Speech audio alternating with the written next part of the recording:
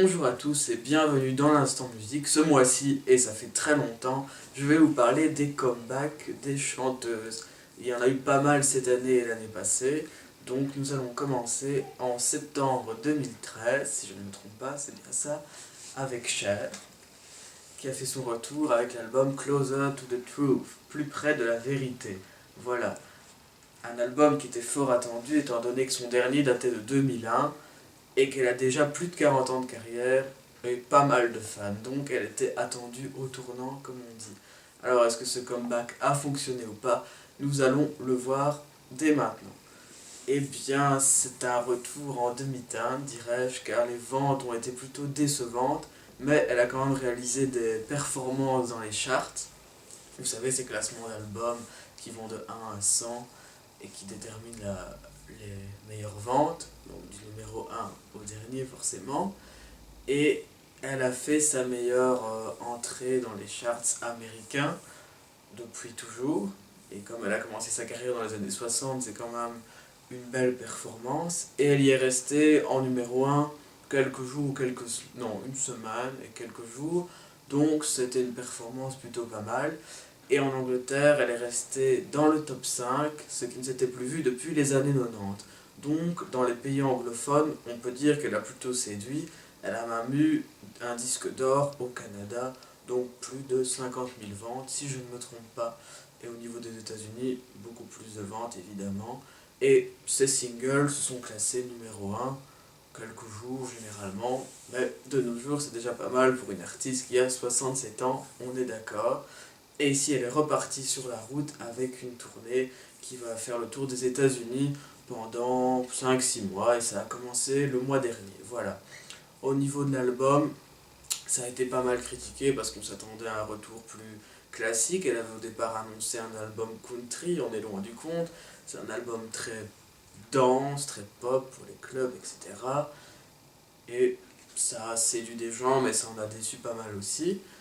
Mais dans l'ensemble, je dois dire que pas mal de titres sont bons, et il y a quand même des gens célèbres qui s'y sont attelés, dont la chanteuse Pink et le producteur Timbaland, qu'on avait entendu avec Justin Timberlake il y a quelques années, pour ceux qui s'en souviennent, voilà. Donc quand même des gens assez importants dans le monde de la musique. Maintenant, au niveau de la promo aux États-Unis, elle a fait pas mal d'émissions télévisées où elle a chanté forcément, dont The Voice, devant pas mal de spectateurs, tandis que chez nous ce fut le silence radio, et en France quelques apparitions mais où elle n'a pas chanté, donc ça n'a pas séduit. Et Cher par chez nous, c'est la représentante de la chirurgie esthétique, et donc les gens n'ont plus retenu que ça et ont adressé une critique au titre de l'album qui est donc plus près de la vérité. Et je sais pas si vous avez vu la couverture, mais on va faire un petit zoom. Voilà. Je sais pas si on voit bien, mais elle ne fait pas ses 67 ans, et c'est vrai qu'elle en a fait, enfin voilà. Donc, un retour en demi-teinte, mais elle a montré qu'elle n'avait plus rien à prouver à personne. Voilà, maintenant nous allons passer à quelqu'un de beaucoup plus jeune, qui est Britney Spears, qui elle a fait son grand retour au mois de décembre de l'année dernière, avec, enfin c'est elle qui l'a dit, son album le plus personnel, qui raconterait en quelque sorte sa vie, un parcours autobiographique, avec l'album Britney Jean. Voilà.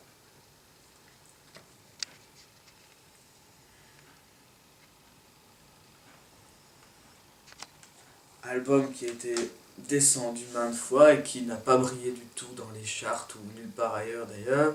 C'est l'album qui s'est le moins bien vendu des albums de Britney Spears aux États-Unis, et le topo est le même à l'international. Et elle n'a fait aucune promotion en chantant dans aucune émission, donc ça a été assez décevant. Elle n'a pas cherché non plus à prouver qu'elle était toujours capable de chanter en live, parce que les rumeurs courent comme quoi elle ne sait plus chanter du tout. Et elle a préféré s'atteler à la préparation de son nouveau spectacle qui a lieu en ce moment à Las Vegas, qui aura lieu pendant 2 ans en résidence au casino de Planet Hollywood. Voilà, donc plus occupée à préparer la danse et la choré, car elle chante en playback, c'est évident, qu'à promouvoir son album, qui pourtant n'est pas mal. Les titres sont assez dansants et ça passe très bien en discothèque. Ailleurs, je ne sais pas. Donc voilà, on peut dire que pour elle, ce fut un comeback raté, mais bon, s'il en résulte un bon spectacle, c'est toujours ça de prix. Voilà. maintenant, nous passons à Kylie Minogue. C'est inutile de la présenter, je pense, qui n'avait plus fait aucune apparition depuis son dernier album, qui est celui-ci, de Abbey Road Session, qui était en fait une reprise de tous ses anciens titres avec l'orchestre philharmonique de la BBC dans un style diamétralement opposé à la manière dont elle les avait chantés auparavant. Donc, elle a opéré son grand retour le mois de mars dernier avec son album Kiss Me Once, qui, selon elle, allait être un revirement de situation et une totale nouveauté.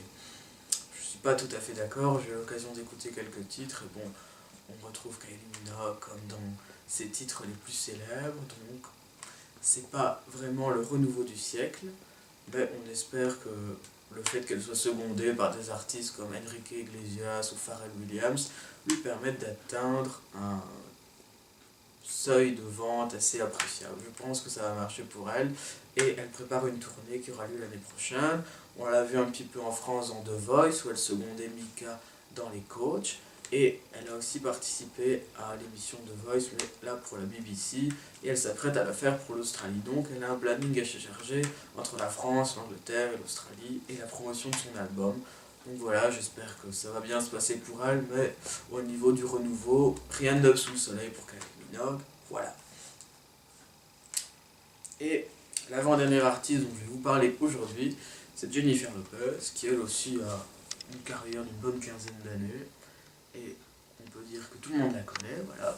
Son dernier album, Love, point d'interrogation, qui n'avait pas réussi à séduire tout le monde au niveau des ventes, mais qui quand même a, comment dirais-je, enfanté, voilà, une chanson qui est restée dans les annales, qui est On the Floor, qui est quand même le deuxième ou troisième clip le plus vu après Gangnam Style et je ne sais plus trop quoi. Voilà, donc des millions de vues et un air qui est resté dans la tête de tout le monde. Donc ça a plutôt marché pour elle malgré tout, et ça lui a permis de faire une tournée qui a elle aussi marché, des plateaux télé, en voulez-vous, en voilà. Et elle s'apprête à faire un retour, mais ça fait déjà un an qu'elle l'orchestre, et malheureusement les derniers titres qu'elle a dévoilés, aucun n'a plu, et ça en fait déjà 3. Elle avait opéré son retour en mai de l'année passée, donc vous voyez, ça va faire un an, peu de temps, avec un titre qui s'appelait Live It Up, qui était en duo avec Pitbull, mais le public un peu lassé de l'avoir en duo avec Pitbull, c'était sa troisième collaboration tout de même, après On the Floor and Dance Again. On en a un peu marre de l'avoir avec elle, donc la sauce n'avait pas pris, et pourtant elle avait fait des plateaux de télé un peu partout dans le monde, et on pensait que ce serait un retour fracassant. C'est raté. Elle a dévoilé un peu plus tard dans l'année, au mois de janvier 2014, une autre chanson, Same Girl, qui se rapproche plutôt de son clip. Ah oui, voilà, de son clip et de sa chanson Jenny from the Block. Je ne sais pas si vous vous en souvenez, c'était un truc qui date de 2005. Vous irez voir, on mettra des liens, c'est promis. Eh bien, donc, un style un peu plus, comment dirais-je, non pas ghetto, c'est pas ça du tout, la banlieue, je sais pas expliquer, vous voyez, un peu boumout, bling bling, voilà, bling bling, j'ai trouvé le mot. Et c'était déjà ce qu'elle avait fait dans sa chanson Jenny from the Block, et ça avait séduit beaucoup de personnes à ce moment-là. Elle voulait montrer ici, et c'est ce qu'elle dit dans les paroles, qu'elle était restée une fille de ces quartiers dont elle est originaire, et que pas du tout de luxe, etc. Mais bon, rendons-nous à l'évidence. Sa première résidence, c'est Beverly Hills et pas le Bronx, près de New York. Voilà.